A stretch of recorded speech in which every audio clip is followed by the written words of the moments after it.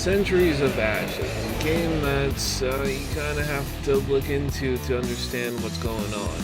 But so far, the game is a really good game, and I think it's gonna go places. So far, in my opinion, even though I've only played a solid hour of this game, is really good. I enjoy how there's fucking dragons. I mean, how can you not enjoy a game that has dragons and the whole point of it is to fly around and kill people? I enjoy it. Flying is a bit loose. It's a little odd in my opinion, but then again, when you're playing a brand new game, everything's a little bit odd.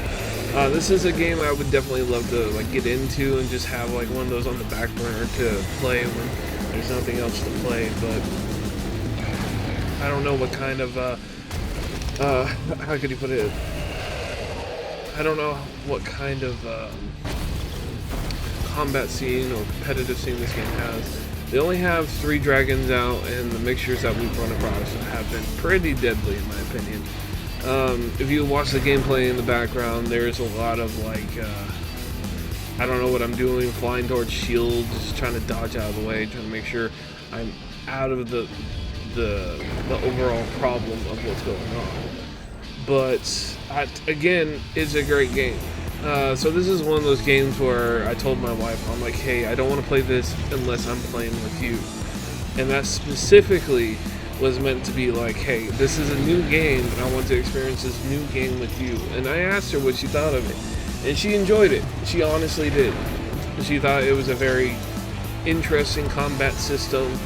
Of course, she had complaints about the flying because it's not directly laced to your mouse. One of the things is you see this arrow that comes to the side of your cursor, and that's the drift amount that your dragon's going to do. I mean, it kind of feels like you're pulling on the reins of the dragon. To me, it's nice. I haven't fully played with the settings yet, so I don't know what it could be. And for the people who actually know me, time to kill and having the ability to I don't know, orgasm, no, that's good. Having the ability of hearing sounds of when people die have been a real hard pet peeve of mine. So simply put, when you kill somebody in this, it's really good because you actually get a sound, you get a notification, and you get the name displayed across the screen. But at the same time, it can be annoying because you're being overwhelmed by their firepower too if there are other teammates behind you. And again, I'm not one to complain too much, but it is something out there. Also, let's see, so something else I wanted to talk about, something I honestly wasn't prepared for, was how the game modes were set up. There are a total of 4 game modes, to simply put it, and for a game that came out recently, I'm not mad. But it's one of those things where the flight mastery is going to have to be number 1. No matter how you put it, if you don't know how to fly this dragon, you don't know how to interact with other people in your area, it's going to be a problem. So with that being said, the first one is just a standard 3v3 team deathmatch, and it's something it kind of forces you to put you into right out of the tutorial, so it's kind of good and bad at the same time. It's one of those things where it's just okay, I guess. But with that being said, again, the current background play is the 3v3, but there's something else too, so the best to 3 wins. So if the team gets 2 points, or is it the best of 4? I think it's the best of 4. So if the opposing team gets 3 points, they automatically win. Or if y'all get 2 points and we get 2 points, then it's going to be a draw. I assume, I haven't actually seen if there's an overtime. I haven't looked at the notes. But this is one of those games where if you don't have somebody in your party, it's going to be a very niche thing. And then when it comes to something else, I kind of want to diverge because I just saw it.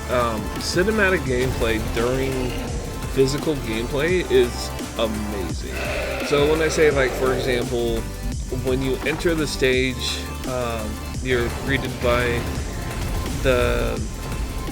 the best, like I guess the person who has the most points of that round, or the last round that they played, or something like that, or have the highest level of your team, or something like that, or the best dragon. I don't know. I'm not 100% sure. I'm pretty sure it's one of those things of whoever's the party leader kind of gets the limelight. But you come in, they do a nice little pose, and then they kind of push you into this choose your ability, fireball or regular, and then with that being said, you kind of move into the round. When you take off, it has a quick cinematic that's the dragon roaring and flying off, and this is exactly how I'm talking about. I actually have it just sitting back there because there is a timer where you can only sit for 10 seconds before it forces you off the ledge into the gameplay. So there's in my opinion, a good like AFK kind of thing, where if you AFK too much, you're just gonna ram into a wall and eventually kill yourself. And I'm sure they have a way of looking at it, but at the same time, I don't know if they have that prepared. But I'm not gonna criticize something I'm not 100% about.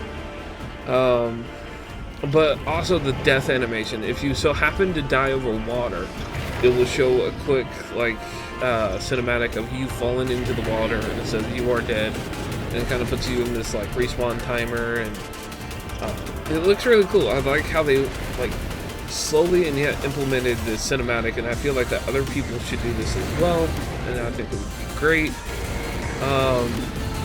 Another like thing that kind of broke down into this game was each dragon has an ability. Each ability is based off their ultimate, and their ultimate is kind of based off how you play the game, the style. So ideally, even though they only have 3 dragons in the beginning, they have a total of like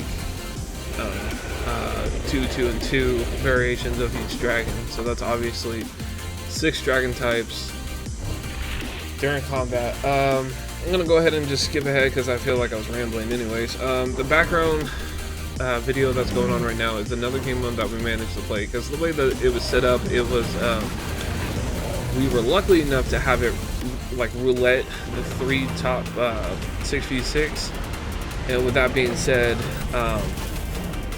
it put us in gates. I think that's what it's called. I'm not 100% sure. I saw it at the beginning. It's whatever. So the objective is just grab the flag, go through as many gates as you can with the flag. Once either you pass through all the gates, or the most gates passed within the time frame, that team wins. And you have 6 people to combat for these gates in the flag. So one person gets a flag, there are basically, once one person gets a flag, there are 5 people defending that flag, and 6 people trying to kill the person with the flag to swap out the person who holds the flag. And it's intense as hell, and I don't think I've saw so many freaking fireball animations and fire breath animations. At one point I get the flag and it's just utter chaos, and it's like you watch now and it's just like, yeah, I'm following them, my cursor's getting locked onto them so I can do damage, and it's fine, but as soon as I grab that flag, all that firepower's faced towards me, and it's ridiculous. Yeah, I'm getting kills, and again, new area, very unique cinematic, death falling onto a building. And I quickly spliced away the rounds so you get more physical, like gameplay in the background, so you can see what we went through. I didn't grab the flag. I could have sworn I did. But what else do I have? Complaints, like if I'm gonna like give you a solid, this game is out of 5. I guess it's a bit pretty early to like. Well, okay. Let me take a step back because I'm thinking about too many things at once. I do want to give it a physical rating out of 10, personally. But some cons: if you're not used to a free flying combat system game type, because I played a handful of them, but not a whole lot, and none that I can name off the top of my head right now. But if you guys have any ideas what this could be like, and go ahead and label down in the comments. But so one of the major cons would be the flight system. But at the same time, it's a new game, it's a super unique flight system. if you can get around it, I think you would have lots of fun. And then the next one would be, I guess, time to kill. It takes a lot longer than you think to kill somebody, but at the same time, it can be super short. If they have no shields, it can take 3 seconds. If they have shields, it can take up to 10 seconds because of boosts, flying patterns, and things like that. So with that being said, another con would be, I wouldn't even call that last one a con, just one that was like either ors.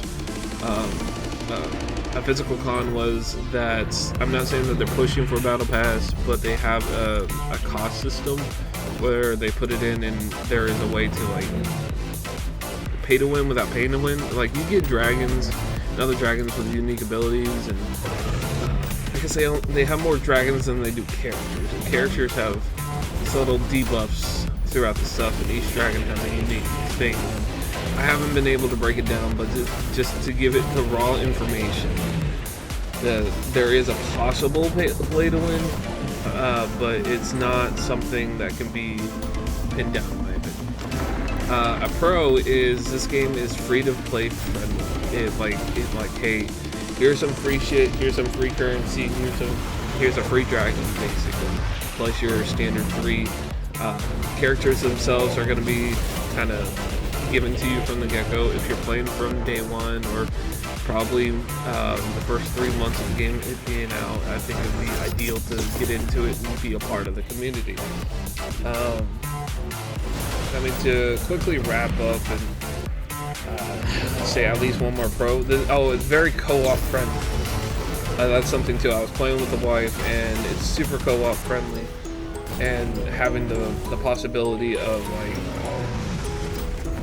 teaming up, and I mean, that's almost the core of the game, is you need at least 2 people on one, or tailing each other to make sure you get these kills and knock them out and all this fun stuff. And definitely a pro in my opinion. So to give it a number, because everybody loves ratings, I would give it a solid probably 8 out of 10.